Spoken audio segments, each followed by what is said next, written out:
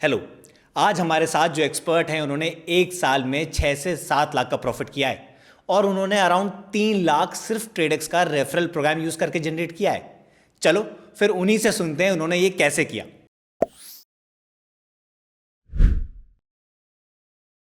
हाय विकास, कैसे हो आप? बढ़िया, आप बताइए। बस बढ़िया। तो थैंक यू यार, आपने आज हमको ज्वाइन किया, आप हमारे साथ आए बातें करने के लिए, अपना एक्सपीरियंस शेयर करने के लिए।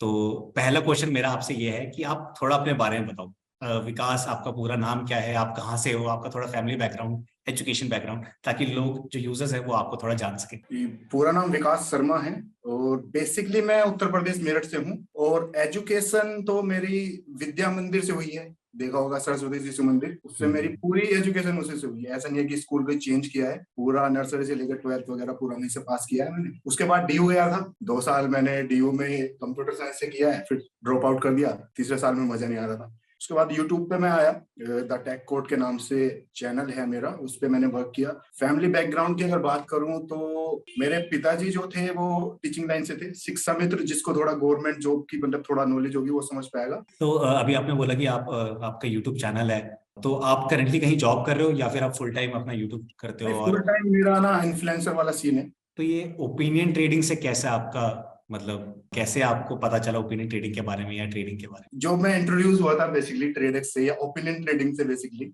वो एज एन इन्फ्लुएंसर ही हुआ था। मेरे को कोई ऐसा नॉलेज नहीं था। और स्टॉक्स वगैरह ही सुना था मैंने, उसमें भी बहुत ज्यादा नॉलेज मेरे को था नहीं। हाँ, मेरे को पता थी चीजें, ग्राफ वगैरह पढ़ना आता था, लेकिन मैं करता नहीं था बेसिक। मेरे दोस्त ने बताया था एज एन इन्फ्लुएंसर की ऐसे ऐसे एक एप्लीकेशन है ट्रेडेक्स करके, और तू वीडियो बना दे भाई अपने चैनल पे। पर डाउनलोड उस टाइम पे 10 रुपए मिलते थे। ये मैं 2022 की बात कर रहा हूँ, शुरुआत की। तो मैंने कहा यार ठीक है, मैं इस पे वीडियो वगैरह बना देता हूँ। लेकिन जब मैंने इसको एक्सप्लोर करा थोड़ा सा, जब आप किसी चीज को बनाते हो, किसी चीज के ऊपर वीडियो, तो आपको खुद भी देखना पड़ता है। ऐसे नहीं कि बस डाउनलोड के लिए बना दिया वीडियो, उस प्रोडक्ट को थोड़ा सा एक्सप्लोर करना पड़ता है। तो मुझे इसमें ना ओपिनियन ट्रेडिंग में ये बहुत ज्यादा एक इंटरेस्टिंग चीज लगी कि कोई भी बैकग्राउंड हो आपका, आप उसमें ट्रेड कर सकते। आप घर में हाउस वाइफ हो तो आप ट्रेड कर सकते हैं एंटरटेनमेंट। बिग बॉस के यहाँ पर बहुत सारे क्वेश्चंस देखने को मिलते हैं। किसी का पॉलिटिकल बैकग्राउंड है तो वहां पर क्वेश्चंस थे, या कोई यूट्यूब बहुत ज्यादा चलाता है, उसे पता है यूट्यूब के बारे में कितने व्यूज किस पे आ सकते हैं, तो यूट्यूब के ऊपर आपको क्वेश्चंस मिल जाएंगे। इसी तरीके से स्पोर्ट्स पे बहुत सारे क्वेश्चंस आपको मिल जाते हैं। तो ये चीज मुझे बहुत ज्यादा इंटरेस्टिंग लगी, तो मैंने फिर इसके ऊपर वीडियो बनाई थी। उसमें मुझे काफी अच्छे खासे डाउनलोड मिले बेसिकली शुरुआत में। लेकिन जब मैं जुड़ा रहा तो मैंने खुद ट्रेड करना स्टार्ट किया। जैसे मुझे पॉलिटिक्स में इंटरेस्ट है, और थोड़ा सा ये स्टॉक्स वगैरह में या बिटकॉइंस वगैरह में मुझे थोड़ा सा इंटरेस्ट था, तो उस पर फिर मैंने ट्रेड करना स्टार्ट। तो आप इतने टाइम से ट्रेड कर रहे हो, तो आपका कोई प्रिफर्ड कैटेगरी होगा, मतलब इस वाली कैटेगरी में आपको सबसे ज्यादा मजा आता है, या आप सारी कैटेगरीज में ही ट्रेड करते रहते हो? सारी में तो नहीं हो पाता, सारी में तो फिर वो हो जाएगा ना, खिचड़ी बन जाएगी। तो सही बात। प्रीफर्ड कैटेगरी तो एक फाइनेंस ही है, जो हम्म। आपको बिटकॉइन वगैरह के क्वेश्चन आते हैं क्रिप्टो करेंसी के, उसमें मैंने काफी ट्रेड किया है। और जैसे मैंने बताया ना, पॉलिटिक्स में मोस्ट ऑफ द इंडियंस का जो है वो इंटरेस्ट रहता है। तो जो 2022 के चुनाव हुए थे विधानसभा में, उसमें मैंने काफी ट्रेड किया। पॉलिटिक्स आपका मेन फेवरेट कैटेगरी कहा जाए अगर आप ऐसे मान के चले, उसके बाद फाइनेंस और आप? फाइनेंस और पॉलिटिक्स। तो आपको ट्रेडिक्स में कितना टाइम हो गया, मतलब कब से आपने ट्रेडिक्स ज्वाइन किया था और कितना टाइम हो चुका है उस पूरी जर्नी को? एक साल के अराउंड हो गया। साल का राउंड हो चुका है। तो अब मेरा सबसे मेन क्वेश्चन ये है कि पूरे इस साल में कितना आपने प्रॉफिट अभी तक बना लिया? मेरा प्रॉफिट ऑलमोस्ट, जो मैं पूरा लगा के बताऊं तो मेरे कम से कम 6 से 7 लाख रुपए मैंने अभी इसमें बनाए हैं। जो सबसे अच्छी मेरे लिए चीज रही है एज ए इन्फ्लुएंसर, अगर मैं बताऊं तो यहाँ पे जब ये एक रूल निकला ट्रेडिक्स की तरफ से कि आप जितने लोगों को जोड़ोगे उसका 25% ट्रेडिंग फी का आपके साथ शेयर किया जाए, तो वो भी एक रेफरल बहुत प्रोग्राम बड़ा, जो हम बात कर रहे हैं। तो वो बहुत बड़ा एक चेंज था मेरे लिए। तो मेरे अभी रेफरल इनकम अगर मैं आपको बताऊं तो ऑलमोस्ट 3 लाख तो मेरी रेफरल इनकम ही है। क्या बात है! तो तो मतलब आपका इन्फ्लुएंसर वाला जो फैक्टर है वो यहाँ पे बहुत काम कर गया आपके लिए। वो बहुत ज्यादा काम किया है। 3,000 से ज्यादा जो है लोग जुड़े हुए हैं मेरे रेफरल कोड से। 2,81,000 एक अकाउंट से है और 30,000 एक अकाउंट से। 2 अकाउंट मैंने चलाए थे शुरू में, तो ऑलमोस्ट 3 लाख से ऊपर मेरा सिर्फ रेफरल इनकम। लेकिन डेफिनेटली प्रॉफिट के साथ लॉस भी होता है, तो ये आपको भी लॉस तो हुआ ही होगा। काफी अच्छे खासे लॉस भी हुए हैं। प्रॉफिट तो देखो, अगर आप ट्रेड में जाना चाह रहे हो तो आप एक साइड नहीं देख सकते, सही आपको लॉस झेलने के लिए तैयार रहना पड़ेगा, और एक माइंडसेट ये भी रखना पड़ेगा कि मैं कितना लॉस बेयर कर सकता हूं। ये बहुत ज्यादा इंपॉर्टेंट चीज हो जाती है जो नए लोग आते हैं। तो हमारा एक टेलीग्राम चैनल चलता है ट्रेडेक्स बाजार के नाम से। हम लोगों को ना एक चीज वहां पे सिखाना चाहते हैं कि ये एक ट्रेडिंग है, क्योंकि मोस्ट ऑफ द पीपल क्या है कि ना वो स्पोर्ट्स कैटेगरी को पसंद करते हैं और वो इसको आज भी बैटिंग की तरह ले रहे हैं। तो क्या करते हैं भाई, यस खरीद लिया और वो ना लेके बैठे हुए, देखा जाएगा इंडिया जीतेगी तो इंडिया जीतेगी और हारेगी तो फिर गया। तो इसको बैटिंग की तरह ना लेके अगर आप ट्रेडिंग की तरह लेंगे तो ज्यादा प्रॉफिटेबल आपके लिए रहेगा। एक क्वेश्चन और आया मेरे माइंड में कि आपका क्या प्रोसीजर रहता है जब भी आप किसी पर्टिकुलर चीज पे ट्रेड करते हो, किसी भी इवेंट पे आप ट्रेड कर रहे हो, तो आप क्या स्टेप्स फॉलो करते हो? आपको क्या प्रोसीजर रहता है? मतलब आप पूरा एनालिसिस करते हो, रिसर्च करते हो, या टॉपिक के बारे में आप पहले से जानते हो कि क्या क्या कैसे कैसे हो रहा है?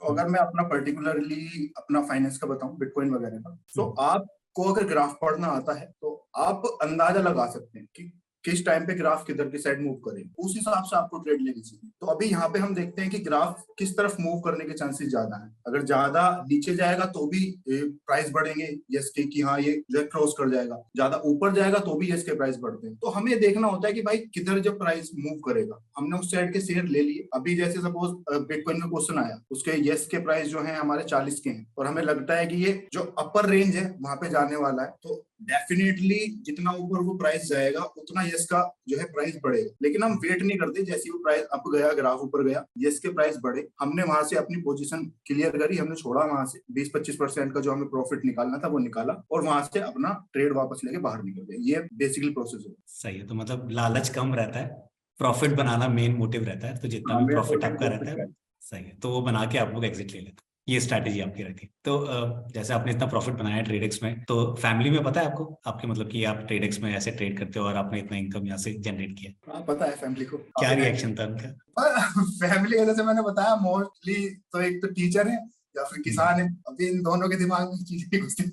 तो इनसे बोलो कि भाई क्या करता है, फोन में लगा रहता है पूरे दिन, पैसे बन रहे हैं, तो उनका सीधा सा रिएक्शन ये रहता, फोन से कैसे बन रहे हैं भाई, कुछ कर तो रहा नहीं, लेटा हुआ है, बैठा हुआ है, कर रहा है। तो उनको बहुत ज्यादा नॉलेज नहीं है, बस अब भी उनको दिख रहा है कि यहाँ पे प्रॉफिट बन रहा है, कमा रहा है, ठीक है अभी कर देते दो। तो आपने जैसे बताया तभी कि आपने इतने सारे रेफरल्स किए हैं, तो आपने फैमिली में भी अपने फैमिली मेंबर्स को रेफरल किया है या फिर सिर्फ बाहर ही है सब जो कर रहे हैं आपके साथ? फैमिली मेंबर्स को भी किया था, जो मेरे भाई तो मतलब मेरी कजन्स वगैरह हैं, तो उनको मैंने वो भी जुड़े हैं आपके साथ।